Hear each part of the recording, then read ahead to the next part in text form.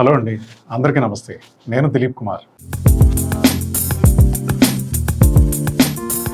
మనం ఇంటీరియర్స్లో భాగంగా మన యొక్క కబోర్డ్స్ నిర్మాణం, ఆ వర్క్ అనేది ఎలా నిర్వహించుకోవాలి అనేటువంటి విషయాల గురించి మనం తెలుసుకుంటున్నాం. దానిలో ఇంటర్నల్గా కబోర్డ్స్లో జెంట్స్ అండ్ లేడీస్కి సంబంధించినటువంటి కంఫర్ట్ లెవెల్ బాగుండేటట్లుగా వాళ్ళకి సంబంధించినటువంటి క్లాత్స్ అండ్ ఇతరత్ర ఐటమ్స్ అన్నింటినీ ప్లేస్మెంట్ చేసుకోవడానికి కావాల్సినటువంటి నెసెసరీ అరేంజ్మెంట్స్ మొత్తం అన్ని కూడా మనం కంఫర్టబుల్గా ప్లాన్ చేసుకుంటాం. అది 2D డ్రాయింగ్లో మనం ఫైనల్ చేసుకుంటాం. అలా 2D డ్రాయింగ్లో ఫైనల్ చేసుకున్న తర్వాత మన యొక్క ఇంటీరియర్లో ఏదైతే వాల్, ఇప్పుడు మన బెడ్కి ఎదురుగా ఉండేటువంటి వాల్లో మనము ఒక టీవీ యూనిట్ కూడా ప్రొవిజన్ తీసుకుంటున్నాము nowadays for master bedroom only. ఈ మాస్టర్ బెడ్రూమ్ మాత్రమే మనం ఒక టీవీ యూనిట్ అనేది ప్రొవిజన్ తీసుకుంటున్నాము. సో ఆ టీవీ యూనిట్ ప్రొవిజన్ కూడా ఎక్కువగా చేయవలసిన అవసరం లేదు. ఎందుకంటే ఎలాగో మన హాల్లో అనేది ఒక టీవీ యూనిట్ అనేది అప్రోప్రియేట్గా ప్లాన్ చేసుకుని, కావాల్సిన విధంగా ప్లాన్ చేసుకుని పెద్ద సైజులో పెట్టుకుంటాం కనుక అది ఇంట్లో మాస్టర్ బెడ్రూమ్లో పెట్టుకునేంతవరకు మాత్రము జస్ట్ వాల్ ప్యానలింగ్ విత్ ఒక సింపుల్ స్టోరేజ్ అరేంజ్మెంట్స్ లేదా లెడ్జెస్ తోటి ప్లాన్ చేసుకున్నట్లయితే కనుక చాలా నీట్గా ఉంటుంది. అలాగే దాని రిలేటెడ్గా దానికి కావాల్సినటువంటి సిగ్నల్స్ బాక్స్ కానీ ఇలాంటివి అవన్నీ ఉంటాయి. సో వాటికి సంబంధించిన అరేంజ్మెంట్స్ అన్ని ప్లాన్ చేసుకుంటే సో ఇవన్నీ ఆటోమేటిక్గా మనకి సెట్ అయిపోతాయి.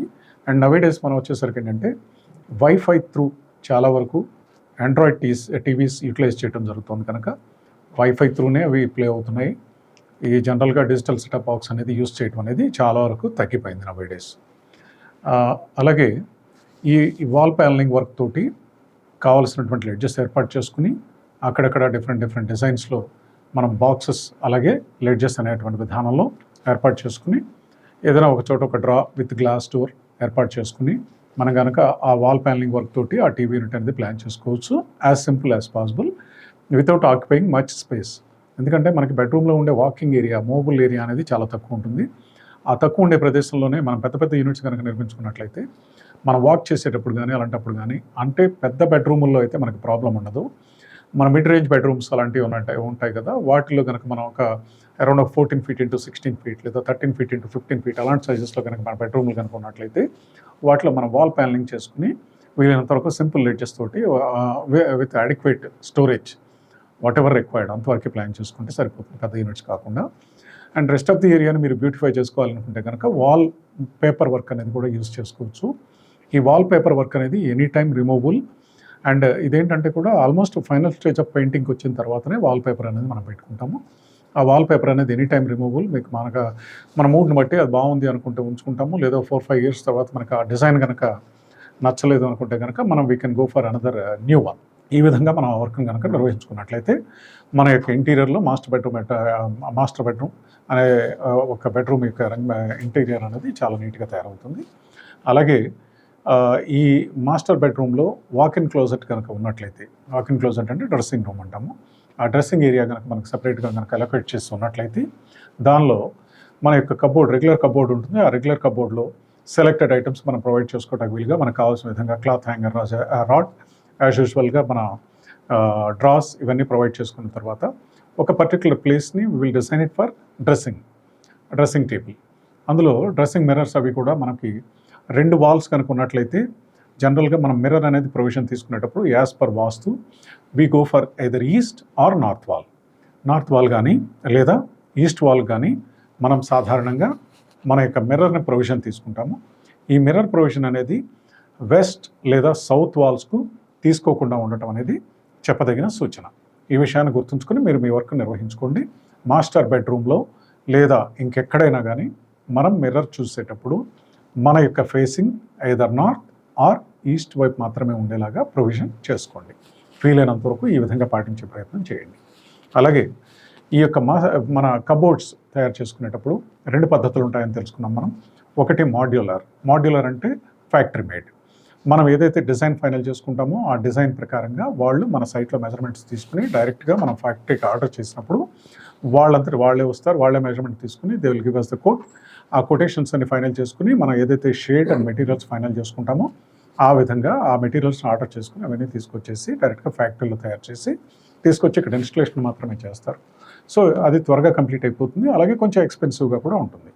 అదే కనుక మన సైట్లోనే కనుక మనం నిర్వహించుకున్నట్లయితే ఈ యొక్క మెటీరియల్ అనేది మనం సప్లై చేస్తాం. ఆ మెటీరియల్ మనం సప్లై చేయటం, లేదా ఎవరైనా వెండర్కి మనం చెప్పినా కూడా ఏదైనా కాంట్రాక్టర్కి ఇంటీరియర్ డిజైనింగ్ చేసే వాళ్ళైనా సరే ఆ మెటీరియల్ తీసుకొచ్చి ఇక్కడ మన సైట్లోనే వర్క్ చేస్తారు. ఇక్కడ ప్రాబ్లం అనేది ఓన్లీ విత్ ఎడ్జ్ బైండింగ్ మాత్రమే ఉంటుంది. మిగిలిన మెటీరియల్స్ అన్నీ కూడా యాజ్ గుడ్ యాజ్ ఇప్పుడు మనం ఏదైతే ఫ్యాక్టరీలో మౌల్డెడ్ ఫర్నిచర్ మనం తెచ్చుకుంటామో అలాగే ఉంటుంది ఇది కూడా. కాకపోతే ఏమంటే ఆ చుట్టూతో ఉండేటువంటి ఎడ్జ్ బైండింగ్ వర్క్ అనేది మాత్రమే సపరేట్గా మనం ఇక్కడ చేసేటప్పుడు కొంచెం అంత ఫినిషింగ్, మెషిన్ మేడ్ ఫినిషింగ్ రాకపోవడం అనేది జరుగుతూ ఉంటుంది. అందువల్ల ఎక్కువ మంది మాడ్యులర్ ఫర్నిచర్ అనేది ఎక్కువ ప్రిఫరెన్స్ ఇస్తున్నారు. కానీ మాడ్యులర్ ఫర్నిచర్లో కొంత డెలికేట్ నేచర్ అనేది ఉండే అవకాశం ఉంది. ఎందుకంటే రఫ్ అండ్ టఫ్ యూజ్లో మాడ్యులర్ ఫర్నిచర్ కొంచెం డెలికేట్గా ఉంటాయి. అదే కనుక మనము సైట్లో కనుక చేసుకున్నట్లయితే అవి కొంచెం హార్డ్గా మనం యూజ్ చేసినా కూడా ఏ రకమైనటువంటి ఇబ్బంది లేకోకుండా అది ఉంటుంది. ఇందులో ఏది బెటర్ అంటే రెండు బెటరే. రెండు పద్ధతుల్లోనూ మనం వెళ్ళొచ్చు బేస్డ్ ఆన్ అవర్ బడ్జెట్. ఇది ఒకటి మాత్రం గుర్తుపెట్టుకోవాలి. అలాగే ఈ సైట్లో కనుక మనం వర్క్ చేయించుకునేటట్లయితే ఈ కార్పెంటర్స్కి ఛార్జెస్ అనేవి మనం వాళ్ళతో మాట్లాడుకుని ఏ ఐటమ్కి ఎంతెంత ప్రైసింగ్ మనం పే చేయవలసి ఉంటుంది అనే విధానం కనుక మనం చూసుకున్నట్లయితే కార్పెంటర్కు మనం approximately this may vary from place to place. ఒక వాల్ ప్యానలింగ్ వర్క్ కనుక తీసుకున్నట్లయితే 125 నుంచి 175 రూపీస్ వరకు వేరీ అవుతుంది. అలాగే wood work with box type method కనుక తీసుకున్నట్టయితే 225 రూపీస్ నుంచి 275, 300 రూపీస్ వరకు కూడా వేరీ అవుతుంది. అలాగే wood work for kitchen areas కనుక తీసుకున్నట్లయితే 250 రూపీస్ నుంచి 300, 350 రూపీస్ వరకు కూడా వేరీ అయ్యే అవకాశం ఉంటుంది. This is all just depends on the place and the way of working style. ఇవన్నీ మనం దృష్టిలో పెట్టుకుని ఆ రేట్స్ అనేవి ఫైనల్ చేసుకోవచ్చు. అలాగే మనకి ఈ కబోర్డ్ వర్క్ అనేది నిర్వహించుకునేటప్పుడు సైడ్ ఓపెన్ డోర్స్ ఆ విధానంలో పెట్టుకోవచ్చు. అలాగే స్లైడింగ్ మెథడ్లో కూడా ప్రొవైడ్ చేసుకోవచ్చు. స్లైడింగ్ మెథడ్లో ప్రొవైడ్ చేసుకోవటం వల్ల మనకు 50% ఎనీ గివెన్ టైం మనం it is openable and operatable only for 50% of the size of our cupboard. ఈ స్లైడింగ్ కబోర్డ్స్ అనే మెథడ్లో యూజ్ చేయటం వల్ల ఒకే ఒక్క ఇష్యూ ఏంటంటే only 50% of the cupboard we can operate one time. అలాగే ఓపెనబుల్ షట్టర్స్ కనుక పెట్టుకున్నట్లయితే మన ఇష్టం, మనం ఎప్పుడైనా ఎక్కడైనా ఎలాంటి ప్లేస్లోనైనా ఒకదాంతో ఒకటి సంబంధం లేకుండా మనం మొత్తం ఓపెన్ చేసుకోని మనకు కావాల్సిన విధంగా దాన్ని ఆర్గనైజ్ చేసుకోగలుగుతాం. కానీ ఈ ఓపెనబుల్ షట్టర్స్ అనేది ప్రొవిజన్ చేసుకోవాలి అంటే మనకు ప్లేస్ ఆక్యుపై చేయటం అనేది ఎక్కువ జరుగుతూ ఉంటుంది. మన యొక్క shutter suppose 15 inches 30 inches shutter 2.5 feet విడ్త్లో మనం కనుక కబోర్డ్ చేసుకుని డబల్ షట్టర్ చేసినట్టయితే అది ఓపెన్ చేసినప్పుడు దాదాపుగా 15 ఇంచెస్ లేదా 2 feet విడ్త్ అనేది ఆ ప్లేస్ని ఆక్యుపై చేసే అవకాశం ఉంటుంది. కనుక మూవింగ్ స్పేస్ అనేది ఇన్సైడ్ ది రూమ్ అనేది తగ్గిపోయే అవకాశం ఉంటుంది. సో అందుకు మనం స్లైడింగ్ మెథడ్లో తీసుకోవడం వల్ల ఎక్కడైతే మనకి కొంచెం రూమ్ సైజులు కనుక చిన్నగా ఉండి ఆ ప్లేసెస్లోనే మనం అకామిడేట్ చేయాలి అన్నప్పుడు దానికి సంబంధించినటువంటి స్లైడింగ్ షట్టర్స్ మెథడ్లో మనం ప్రొవైడ్ చేసుకున్నట్లయితే కనుక ఆ ప్లేస్ మేనేజ్మెంట్ అనేది ఉంటుంది. దాని తగ్గట్టుగా మనం ప్లాన్ చేసుకోవచ్చు. ఓపెనబుల్ షట్టర్స్కి అయితే హింజెస్ విధానంలో ఆ షట్టర్స్ అనేవి ఫిక్స్ చేయడం జరుగుతుంది. Box type hinges, soft closing hinges వస్తాయి. ఆ సాఫ్ట్ క్లోజింగ్ హింజెస్ అనేది మనం మంచి బ్రాండెడ్లో కనుక యూజ్ చేసుకున్నట్లయితే అవి ఎక్కువ కాలం మనకి ఉపయోగపడతాయి. సో ఆ విధంగా చూసుకుని చేసుకోవచ్చు. అలాగే ఫినిషింగ్స్లో కూడా కార్ కేస్ ఇన్సైడ్ వచ్చేసరికి ఏదైనా లైట్ కలర్స్ కానీ అంటే 0.8 mm థిక్నెస్ లామినేట్ అనేది ఇన్సైడ్ లామినేట్ కింద మనం వినియోగిస్తాము. దానిలో ప్లెయిన్ లామినేట్స్ యూజ్ చేసుకోవచ్చు. అలాగే లెదర్ ఫినిష్ లామినేటింగ్ కూడా ఉంటాయి. అలాగే ఫ్యాబ్రిక్ ఫినిషింగ్ లామినేట్స్ కూడా ఉంటాయి. అవి ఇన్సైడ్ లామినేట్స్ కింద మనం యూజ్ చేసుకుంటాం. అలాగే ఎక్స్టర్నల్లో అవుట్ సైడ్ ఆఫ్ ది కబోర్డ్లో మనం వినియోగించేటప్పుడు 1 mm థిక్నెస్ లామినేట్స్ అనేవి మనం బేసిక్గా యూజ్ చేస్తాము. ఇది లామినేట్ వరకు కనుక మనం వినియోగించుకున్నట్లయితే.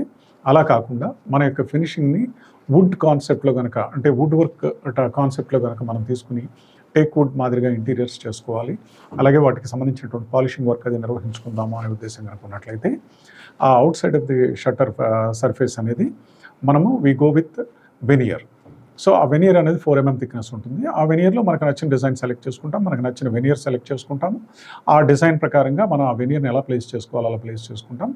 ఆ తర్వాత లేటర్ డేట్లో we will go with polishing work. So ఈ విధంగా దాన్ని కంప్లీట్ చేసుకుంటాం. అలా మనం కనుక ఏ ఐటమ్ మనం సెలెక్ట్ చేసుకుంటున్నాం అనే విధానం చూసుకుని దానికి తగ్గట్టుగా మనం ఆ వర్క్ని కనుక నిర్వహించుకున్నట్లయితే దట్ విల్ బి మనకి ఆ యాంబియన్స్ కానీ తర్వాత అలాగే ఎక్స్పెండిచర్ వైజ్గా కానీ మనకి అది ప్రభావితం చేసే అవకాశం ఉంది. ఇందులో ఈ స్లైడింగ్ ట్రాక్స్ అనేవి మనం ప్రొవిజన్ చేయాలి. స్లైడింగ్ మెటీరియల్ తోటి కనుక మనం స్లైడింగ్ డోర్స్ కనుక మనం వినియోగించుకున్నట్లయితే సాఫ్ట్ క్లోజింగ్ స్లైడింగ్ ఛానల్స్ మనకి అన్ని ప్రముఖ బ్రాండ్స్లో దొరుకుతాయి. ఇప్పుడు ఈ స్లైడింగ్ మెథడ్ అనేది కనుక మనం తీసుకున్నట్లయితే ఈ స్లైడింగ్ డోర్స్ అనేవి మనం యూస్ చేసుకునేటప్పుడు ఆ స్లైడింగ్ ఛానల్స్ అనేవి మనం ప్రొవిజన్ చేస్తాము. ఈ స్లైడింగ్ ఛానల్స్ ప్రొవైడ్ చేసినప్పుడు స్లైడింగ్ ట్రాక్స్ ఉంటాయి. ఆ స్లైడింగ్ ట్రాక్స్ అనేవి మనం డిఫరెంట్ బ్రాండ్స్లో తీసుకుంటాము. నిమ్మీ, ఎబ్కో, హెటిక్, అలాగే హ్యాఫ్లీ అనేది అన్నిటికన్నా టాప్ మోస్ట్ ఉంటుంది. హెటిక్ అండ్ హ్యాఫ్లీ ఆల్మోస్ట్ ఈక్వల్గా ఉంటాయి. ఎబ్కో అనేది కూడా దగ్గరగా అలాగే ఉంటుంది. నిమ్మీ అనేది కూడా it is a good brand in mid range. So ఆ విధంగా మనం సెలెక్ట్ చేసుకుని ప్లాన్ చేసుకుంటాము. వీటిలో కూడా ఈ కబోర్డ్స్లో యాక్సెసరీస్లో కూడా చాలా డిఫరెంట్ యాక్సెసరీస్ వచ్చాయి. అన్ని హై ఎండ్ హౌసెస్లో వాళ్ళు ఆ డిఫరెంట్ ఐటమ్స్ని మనం వినియోగించుకోవడం జరుగుతుంది. సో ఇవన్నీ కూడా మనం తర్వాత మన యొక్క టేస్ట్ని బట్టి బడ్జెట్ని బట్టి ఆధారపడి ఉంటాయి. ఈ ఆర్గనైజర్స్ కానీ ఇంటర్నల్గా ఉండేటువంటి యాక్సెసరీస్ కానీ ఇవన్నీ హైడ్రాలిక్ ఆపరేటెడ్ మెటీరియల్స్ మనకి ఇంపోర్టెడ్ మెటీరియల్లో వస్తున్నాయి. సో అవన్నీ ఏంటంటే పుల్ అవుట్ మెటీరియల్స్ ఉంటాయి. ఇప్పుడు ఈవెన్ మన క్లాత్ హ్యాంగర్స్ కూడా మనం ఫిక్స్డ్గా అటు ఇటు ఎండ్ బ్రాకెట్స్ పెట్టేసేసి ఒక పైప్ పెట్టేసేసి ప్రొవిజన్ కూడా ఇవ్వచ్చు. అలా కాకుండా వాటిని హ్యాండిల్ తోటి మనం ఆర్గనైజ్ చేసుకుని ఒక హ్యాండీగా ఉండే రాడ్ ఒకటి ఉంటుంది. ఆ రాడ్ తోటి మనం బయటకు పుల్ చేసుకుని కావాల్సినటువంటి ఐటమ్స్ని మనం బయటకు తీసుకునే విధంగా అరేంజ్మెంట్స్ కూడా ఉంటాయి. అలాంటివన్నీ చాలా కాస్ట్లీ ఉంటాయి. ఈ హైడ్రాలిక్ మెటీరియల్స్ అన్నీ కూడా more than 1 lakh and 1.5 lakh వరకు కూడా కాస్ట్ అయ్యేటువంటి అవకాశం ఉండే ఐటమ్స్ కొన్ని ఉన్నాయి. ఇవన్నీ కూడా ఏంటంటే కొంచెం లగ్జరీ రేంజ్లోకి వెళ్తాయి. ఆ విధంగా చూసుకోవచ్చు. మరిన్ని విషయాలు ఈ ఇంటీరియర్ కబోర్డ్స్ వర్క్ అలాగే వాల్ ప్యానలింగ్ వర్క్కి సంబంధించిన విషయాలు మరో వీడియోలో మనం క్లియర్గా తెలుసుకునే ప్రయత్నం చేద్దాం. ఈ వీడియో కనుక మీకు నచ్చినట్లయితే please like, share and subscribe. Quote of the day: success starts with every challenge, not from the comfort zone. Thanks for watching.